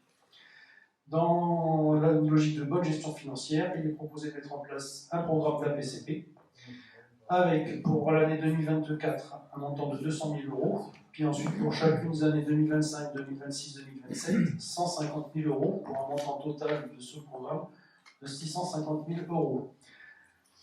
Avec une précision que je vous ai déjà donnée mais que je vais rappeler, à l'issue des études, il sera peut-être nécessaire d'augmenter ces enveloppes financières, mais là pour le moment, voilà ce qui vous est proposé. Y a-t-il des questions? Oui, Jean-Marc Fartois. Je veux juste quand même rappeler qu'en matière de bâtiments de la commune, de tout ce qui est bâtiment, propriété foncière, il y a quand même une obligation de votre part d'entretien. Or, ça fait quand même un petit moment, donc je sais que depuis le début du mandat, souvent je challengeais votre prédécesseur, premier adjoint, puisqu'il est souvent là, il était adjoint à l'urbanisme, pour lui signifier tout ce qui me paraissait un peu anormal dans l'entretien des bâtiments.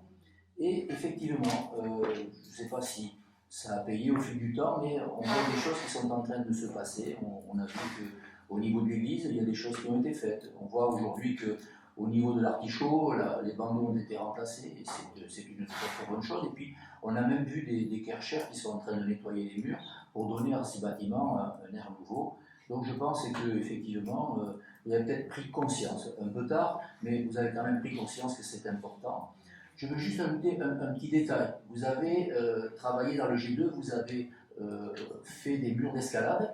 Donc je pense que c'est très très bien de l'avoir fait dans la mesure où le sport est un sport olympique, mais il serait bien aussi de rénover le toit parce qu'il y a quelques fuites aériennes et ça serait bien dommage que ces fuites viennent se mettre dans les parties qui viennent d'être mises pour un montant, je crois, de 95 000 euros.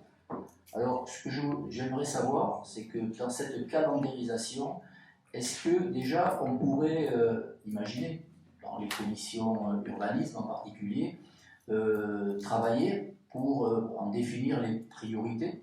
Je pense que vous les connaissez, mais c'est peut-être intéressant de partager dans ce domaine-là. Ça évite des fois de peut-être passer à côté de certaines choses. Donc je pense que ça ne va. Ensuite,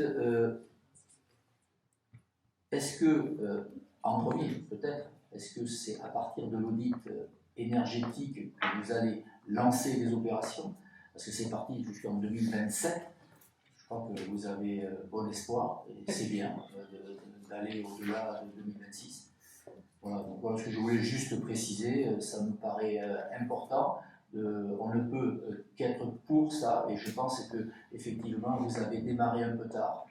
Et puis d'une manière générale, ce que juste pour vous dire que le fait d'avoir démarré toutes ces APCP pratiquement en même temps, donc ça impose effectivement des financements qui seront conséquents, et très honnêtement, je vois un grand risque de ce qui s'est passé pour le CTM, d'avoir progressivement un petit glissement, parce que s'il y a le moindre accroc financier ou le moindre accroc qui y est lié à tel ou tel problème, que effectivement ces choses glissent un petit peu dans le temps et que malheureusement, sur des points qui sont importants, vous ne soyez pas en capacité de le faire, mais je pense qu'on aura l'occasion d'en reparler quand on parlera finance.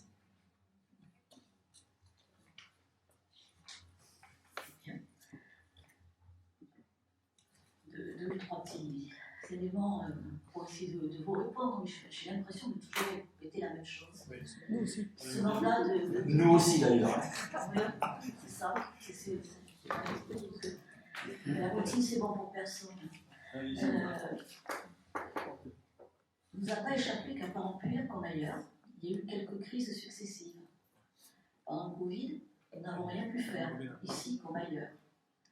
Après, nous avons la chance d'avoir recruté un nouveau directeur des services techniques qui s'est mis au travail, et plus qu'au travail quand il est arrivé, pour lancer tous les marchés, pour justement faire ce qu'il y avait à faire dans les meilleurs délais, sauf que ça prend du temps. Effectivement, depuis 2020, il y a 3 ans qui sont passés. Mais il y a aussi, vous l'avez remarqué dans le vote administratif, nous avons des restes à réaliser. Donc on n'a pas attendu M. Fartois, et heureusement, d'autant plus que ce n'est pas le premier mandat de l'équipe, parce que vous nous disiez ce qu'il y a à faire. On le suit depuis plusieurs années, mais il y a eu cet épisode de 2020-2023 qui a été compliqué partout. Il y a eu les coûts financiers, il y a les marchés qui n'ont pas abouti. Et effectivement, maintenant, nous mettons les bouchées doubles pour rattraper le retard, puisque retard, effectivement, il y a eu, et pour aussi tenir nos engagements, ce que nous faisons. Sur le point financier, je vais répondre. J'avais déjà répondu à votre question. Vous me disiez. Mais, je vous ai dit que ces chiffres-là, ils allaient être probablement à évoluer.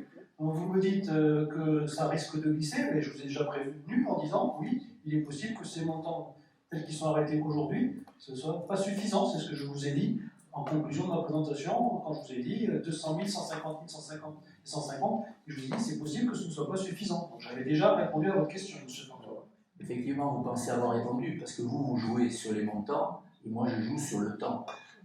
Pas la même chose. Effectivement, si vous avez les montants, vous pourrez faire. Si vous n'avez pas les montants, ça glissera dans le temps. Donc, effectivement, ça dépend comment on voit les choses.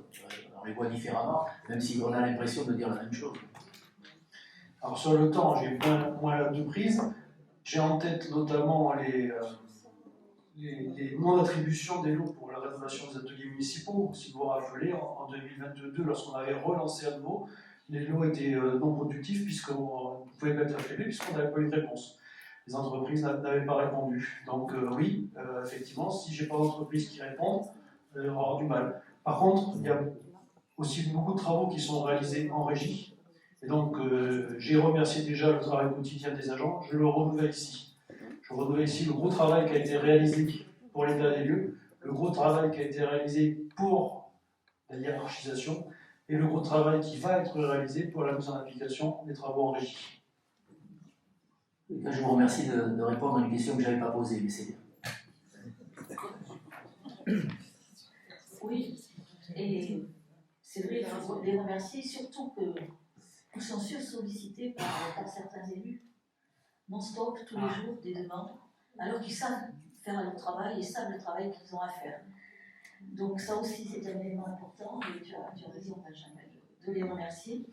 Et d'autant plus dire aussi que par rapport aux entreprises, il y a quand même eu des grosses difficultés ces derniers mois dans les entreprises, avec des entreprises qui ont répondu à des marchés et qui, entre-temps, les pauvres, je les plains, ont fait faillite.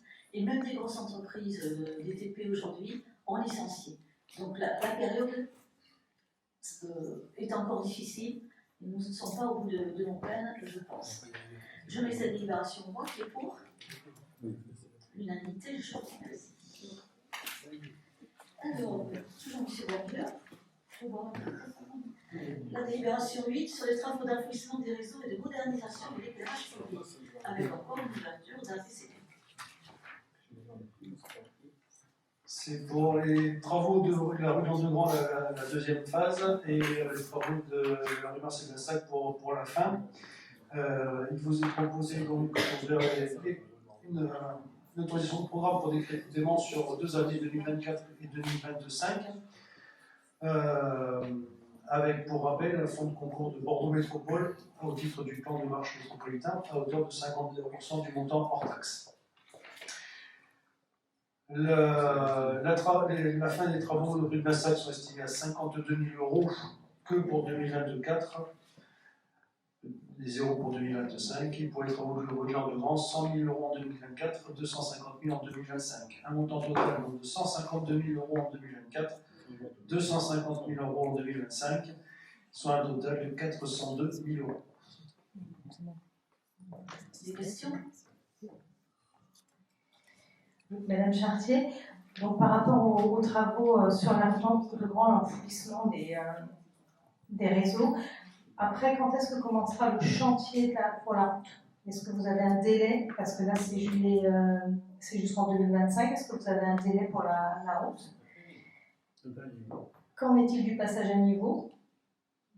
Et comme on est sur les travaux sur la commune, un dernier point, parce qu'on parle d'enfouissement des lignes, il y a la rue Léonce du Perrin, logiquement les travaux devraient commencer sans enfouissement. Ce qui est dommage. Alors j'imagine qu'il y a toujours une raison de coût, je n'en doute pas, mais c'est dommageable si on recasse pour enfouir dans quelques temps. Madame Ponce, s'il vous plaît. Annie Ponce, bonsoir. Concernant les travaux de Landegrands, donc là on va effectivement démarrer les enfouissements et les travaux de voirie seront faits en suivant. Donc je crois qu'on est sur 6 mois d'enfouissement à peu près, c'est ça? 6 mois d'enfouissement et les travaux de voirie en suivant. On est sur le premier tronçon entre la voie ferrée et la rue Marcel-Bassac. Ensuite, on aura une deuxième phase qui débutera avec les travaux d'enfouissement entre Bassac et le rond-point de la rue Maco. Et une fois ces enfouissements réalisés, on commencera les travaux de voirie, enfin, enfouissement, réseau, etc. En ce qui concerne Marcel-Bassac, il s'agit du dernier tronçon de voirie qui est réalisé dans le cadre du PUP de Fontagneux. Donc tout l'aménagement de Gironde Habitat qui a consisté à faire les travaux sur Brigade Carnot, enfin, Gaël Lanty, Maurice Fillon, le petit bout de la rue des Ardillères et Marcel-Bassac est le dernier tronçon de voirie qui est réalisé dans le cadre de ce PUP.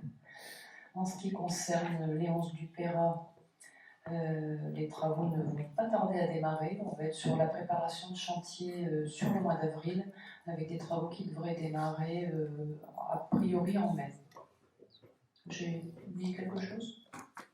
Le passage à niveau. Le passage à niveau qui normalement devait intervenir, me semble-t-il, fin 2023, est reporté dans le meilleur des cas fin 2024, me semble-t-il. Et c'est la SNCF qui gère cette partie de la voirie et qui devra effectivement, enfin pas de la voirie d'ailleurs, mais du chantier, et qui devra permettre la continuité cyclable depuis le premier tronçon de Landegrange jusqu'au tronçon qui est en cours de réalisation. Merci pour ces précisions, Madame Ponce. Mais cette délibération voix qui est pour unanimité, je vous remercie.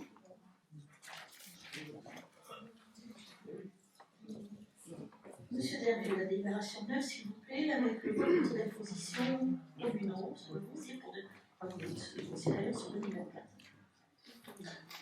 Donc nous avons à voter les taux communaux. Considérant le contexte économique toujours difficile pour les collectivités entre la poursuite de l'inflation, la prise en compte en année pleine des revalorisations des points d'indice décidés au niveau national, ou encore la nécessité de dégager de nouvelles marges de manœuvre de permettre d'accompagner le développement démographique de la population, une hausse des taux d'imposition vous est proposée cette année. Pour 2024, le taux de taxe foncière sur les propriétés bâties qui vous est proposé est de 55,74%. Le taux pour la taxe foncière sur les propriétés non bâties, 82,21%. Et le taux de taxe d'habitation, même si on n'est pas, il n'y a plus de taxe d'habitation sur la résidence principale, il reste de la taxe d'habitation sur la résidence secondaire, sur parent pur c'est peanut, ça est proposé à 28,54%. Voici les taux qui vous sont proposés au vote aujourd'hui. Des questions? Des observations? Oui. Jean Fartois, il aurait été bien sur cette délibération que vous puissiez faire apparaître les taux qu'il y avait avant, comme 45, 74, 60 et quelques, ce qui montre un petit peu l'amplitude de cette hausse. Donc, je serai peut-être un peu long, mais je vais essayer d'être assez rapide malgré tout et concis. La taxe foncière à Parapluire explose, plus 14 points.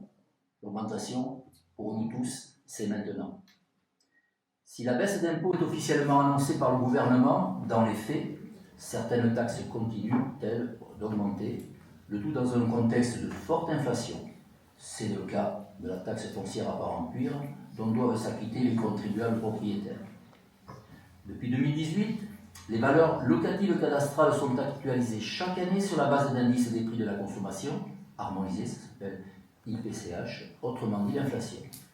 Elle avait déjà grimpé de 3,4 en 2022, jamais vu depuis 1989.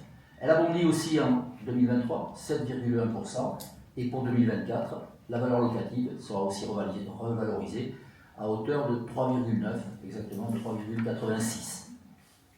À cette hausse considérable des valeurs locatives cadastrales, la majorité municipale de la commune décide d'ajouter une forte augmentation de près de 10 points du taux communal sur les propriétés bâties, ce qui va représenter sur l'année une hausse de 14 points. Alors, les points, tout ça, ça ne parle pas bien. Mais quand on regarde, ça va faire à peu près une augmentation de 160 € par habitant. C'est à peu près l'augmentation des impôts va aux environs de 1,6 million.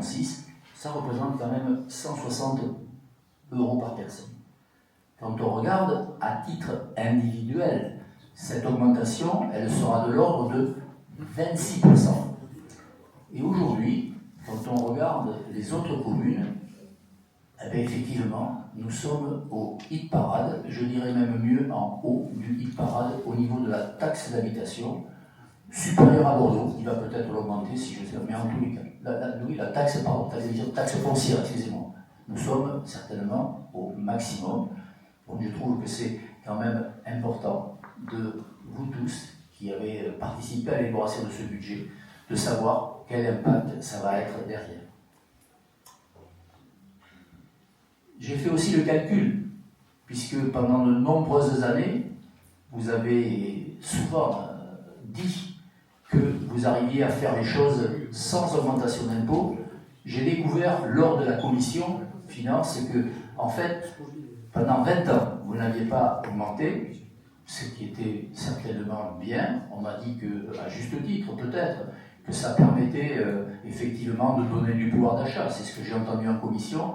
Mais aujourd'hui, avec cette augmentation qui va arriver, 26%, il va y avoir certainement des personnes qui vont être affectées.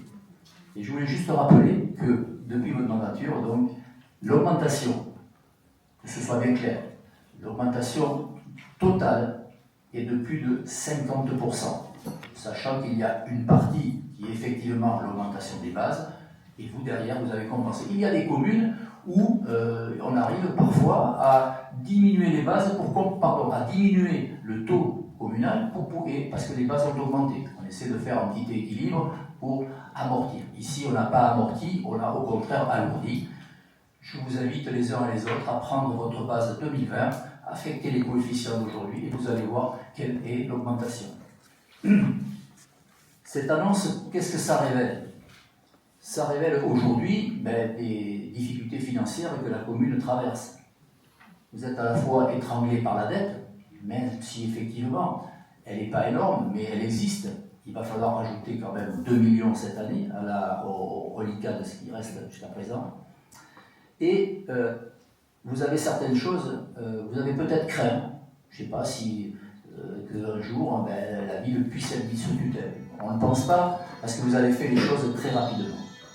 Et vous avez choisi effectivement d'augmenter les impôts, donc effectivement de faire supporter vos investissements au fisc. Une accumulation de charges va peser encore plus sur les épaules des propriétaires. Ces augmentations, pour nous, sont injustes, pénaliseront les petits propriétaires qui, eux, ont fait l'effort à l'époque de construire leur maison et qui sont aujourd'hui à la retraite et qui vont effectivement se retrouver confrontés à une augmentation très importante. La hausse des impôts est une facilité. La réduction des dépenses, c'est un défi. Nous, effectivement, nous préférons les défis, contrairement à ce que vous avez annoncé tout à l'heure nous concernant. Nous demandons effectivement, solennellement, de revoir ce montant de taxes par rapport à l'impact que ça va donner sur les propriétaires de cette commune. C'est effectivement pas au parent plus rien de payer un petit peu, malgré tout, cette mauvaise gestion et un petit peu d'avoir l'argent facile pour pouvoir sortir de cette situation. Merci. Monsieur Benjamin.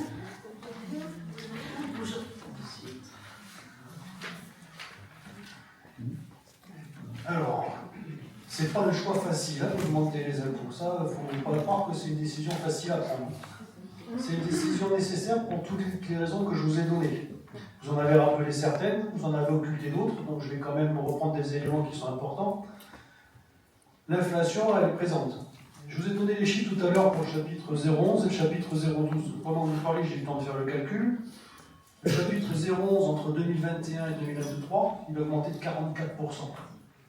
Chapitre 011, je rappelle, principalement l'électricité, la hausse du prix du gaz, la hausse du prix de l'essence et les transports en général. 44% d'augmentation, malgré les efforts qu'on a pu entreprendre. Le chapitre 012, charges personnelles, augmentation de près de 17% entre 2021 et 2023, entre l'augmentation du point d'indice en 2022, en 2023, et à nouveau reproduite au 1er janvier 2024 avec 5 points en plus. Ça, ces éléments-là, ce n'est pas un choix de notre part, on le subit.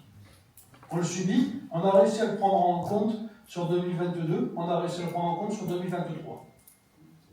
Sur 2024, on ne peut plus. On ne peut plus, et il y a des éléments supplémentaires que je vous ai déjà indiqués. Il n'y a plus de dotation, il n'y a plus d'aide, il n'y a plus de subventions qui nous sont versées pour les financements nécessaires et facultatifs. Si vous vous rappelez, lors du débat d'orientation budgétaire, vous avez parlé de nos besoins nécessaires et facultatifs. Il faut bien les financer. L'essentiel de la hausse qui vous est proposée ici, ça va être pour financer nos investissements. Puisqu'on n'a plus d'argent, on n'a plus de possibilité de dégager des excédents de fonctionnement suffisants pour pouvoir financer nos investissements. Donc j'entends votre vœu pieux de baisser les impôts ou de réduire l'augmentation qui vous est proposée ici. Et vous nous proposez des éléments supplémentaires, de réduire les dépenses, un défi. Cette réduction, on l'a déjà réalisée, on a déjà rempli ce défi, parce qu'on a perdu 1 million d'euros lors de la baisse de la dotation globale de fonctionnement qui nous a été imposée il y a une dizaine d'années. On a revu le fonctionnement de nos services. On a revu tous les éléments qui étaient nécessaires pour pouvoir réaliser cette baisse sans que ça ait d'incidence dans les services, sans réduction de services publics, sans réduction des éléments qui sont nécessaires à la population, sans augmentation exorbitante des coûts. De mémoire, à l'époque, c'était à peu près les revenus des contributions des particuliers, enfin de fonctionnement de services, c'était 400 000 euros. Si on avait dû donc prendre en compte cette augmentation de 1 million, c'était on augmentait tous les tarifs de la commune, EMA, cantine, accueil et loisirs, de 250%. Avec 400 000 euros pour avoir le million de différence, il aurait fallu augmenter de 250% le produit de chaque coût qui aurait été facturé aux familles. C'est pas le choix qu'on a fait. On a réussi à économiser ce million sans augmenter les tarifs, sans augmenter les impôts. Donc ce défi, on l'a déjà réalisé. Maintenant, on n'a plus ces éléments-là. Et pourtant, on n'a pas supprimé de service. On n'a pas supprimé de service et on a réussi, je pense, à ce que cette réorganisation soit invisible pour les usagers. Que le service qui soit rendu à l'usager, il soit toujours le même. Aujourd'hui, on a une population en augmentation, on a des besoins en services qui augmentent, ça c'est la réalité, et c'est un peu à ça que sert l'augmentation des bases dont vous avez parlé. Mais ce n'est pas suffisant aujourd'hui. Nous n'avons pas assez d'argent pour financer nos besoins en investissement. Alors, le choix facile, si on n'augmente pas les impôts, c'est de plus investir, plus entretenir, plus rien faire pour la commune. C'est pas le choix qu'on fait. C'est pas le choix qu'on fait. Le choix qu'on fait, effectivement, c'est d'augmenter les impôts, mais pour continuer à entretenir le patrimoine de la commune, pour continuer à enrichir le patrimoine de la commune. Donc c'est bien un investissement pour la commune qui est proposé ici. Je vous avais fait le calcul tout à l'heure sur le chapitre 011 et le chapitre 012. Vous avez dit que c'était 1 618 000 euros en plus que ça nous coûtait, sans aucune contrepartie. La suppression de la taxe d'habitation votée par le gouvernement en 2018 et puis qui a trouvé à s'appliquer de façon totale en 2021, elle a un effet pervers que j'avais déjà signalé en 2021. Je vous avais déjà dit, en supprimant la taxe d'habitation, on fait reposer l'effort fiscal sur les seuls propriétaires. C'est une réalité. C'est pas de mon fait, et j'en suis malheureux, mais les personnes qui ne sont pas propriétaires sur la commune, donc les locataires, elles ne sont plus concernées par la fiscalité directe locale. Elles ne participent plus au patrimoine, aux finances communes de façon directe. Il n'y a plus de participation, c'est l'effet pervers de la suppression de la taxe d'habitation. La conséquence, c'est que le seul levier fiscal qui nous reste, en dehors du foncier non bâti qui ne représente rien, en dehors de la taxe d'habitation, puisqu'on doit quand même voter en corrélation à l'augmentation, mais je vous ai dit, ça, je prends me rappeler dans les chiffres, il y avait 20 résidences secondaires sur la commune, donc ça représente pratiquement rien. en taxe d'habitation, la hausse de la taxe d'habitation. Donc le seul levier sur lequel repose l'augmentation, c'est sur les propriétaires de la commune. C'est une réalité. De la même façon qu'on est tous propriétaires de la commune, on est tous propriétaires du patrimoine communal, cette augmentation elle va avoir pour objet principal de financer les besoins d'investissement de la commune. Juste pour être précis, vous aviez dit qu'il y a eu 20 ans sans augmenter les impôts. Alors je vais être précis, c'était 18 années pour être le plus précis possible. Je vous l'avais déjà dit en commission, vous ne l'avez pas retenu. Mais vous m'aviez dit, et vous ne l'avez pas repris ici, donc peut-être que vous allez changer d'avis, mais enfin je vais reprendre vos propos en commission finance. Vous aviez dit que vous auriez augmenté les impôts petit à petit chaque année. C'est ce que vous m'avez dit en commission finance. Vous avez peut-être changé d'avis, et je vous avais répondu que ce n'était pas mon choix. Et je vais prendre un exemple. En année 2010, on va partir sur une base 100. Votre volonté, vous, c'était d'augmenter par exemple 1 point chaque année. 2011 plus 1 point, 2012 plus 2 points, 2013 plus 3 points, 2014 plus 4 points, 2015 plus 5 points. Et 2016, une grosse augmentation, plus 6%, plus 6. Sinon, on avait pris l'augmentation de plus 6 en 2016. À chaque année, 2011, 1 point, 2012, 2 points, 2013, 3 points, 2014, 4 points, 2015, 5 points. C'était ces éléments-là qui étaient laissés à la population. Ça représente 15 points en cumulé. 1 plus 2 plus 3 plus 4 plus 5, ça représente 15 points. Donc oui, nous augmentons de façon importante. Mais par contre, vous avez dit 14 points, on n'augmente pas de 14 points. On n'augmente pas de 14 points. En commission, vous avez 17, là vous avez dit 14. L'augmentation, elle n'est pas de 14 points. Elle est de 10 points. Elle est de 10. On est d'accord. On est d'accord. J'avais cru entendre que vous avez dit qu'on augmentait de 14 points. 10, il faut ajouter. Non, j'ai dit que le cumul des deux, ça faisait 14. Attention. Il y en a deux. Alors j'ai mal compris. Voilà, Mais du coup, en augmentant de façon importante et pas en augmentant de façon linéaire, ça permet, les années où c'est pas augmenté, de laisser du pouvoir d'achat aux habitants. C'est le choix qu'on avait fait. La question s'était posée en 2022. C'était posée en 2023. Elle se pose encore en 2024. Mais là, en 2024, on n'a plus le choix. Donc c'est pas une décision facile, croyez-le bien. On va en parler après, mais je pense qu'elle se posera aussi en 2025. oui. Merci, monsieur Dervieux. Par rapport à tout ce qui a été dit, Jeanne, je suis d'accord, mais il ne faut pas oublier deux choses. La première, c'est qu'il ne faut pas confondre la base et le taux. Un taux égal, comme nos bases sont minimes, nous avons moins de recettes que d'autres communes. Je ne sais pas si... Hein? C'est la défense. Non, les bases. J'ai cru entendre, on s'en fout des Ah recettes. oui, oui. J'ai juste cru entendre M. Le Garrec dire qu'on s'en fout des recettes. Non, je ne me fous pas des recettes. C'est ce que j'avais cru entendre. Celui qui subit l'augmentation des impôts, c'est bien le parent pluriel. Ça, il faut. Non. Base ou pas base? Base ou pas base. Et vous n'avez pas demandé la permission. Aujourd'hui, vous allez voter. Tous, vous êtes responsables de ça.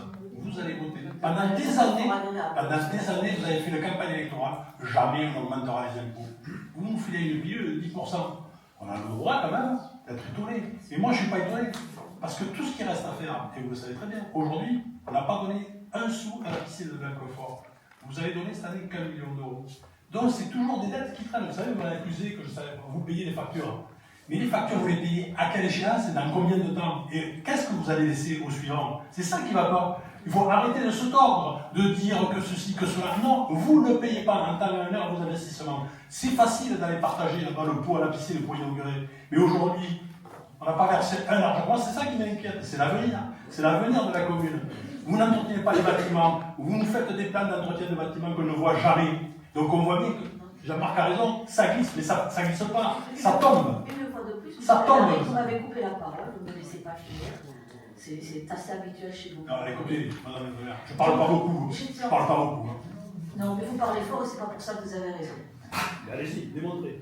Donc, j'étais en train d'essayer d'expliquer qu'il y avait une différence entre les bases et les taux et que nos bases sont très faibles, ce qui implique que nous avons besoin d'avoir un taux assez élevé. Concernant l'impôt foncier, puisque c'est un impôt foncier aujourd'hui, je suis d'accord avec Benjamin Dervieux, bien sûr. Je l'ai toujours dit, vous m'avez entendu le dire, c'est un impôt censitaire. Il faudrait que tout le monde participe à due proportion aux impôts sur sa commune. Tout le monde ou presque a des enfants à l'école ou certains équipements, même si c'est que 10 € par an, même si on est locataire, je suis d'accord, il faudrait effectivement participer à ces impôts. Après, ce qu'il faut savoir, c'est que nous avons un très faible un très faible niveau de recettes. On y reviendra hein, sur tous ces points pendant le budget. Nous sommes 28 communes dans la métropole en partant du bas, c'est-à-dire les moins riches, nous sommes la troisième en partant du bas.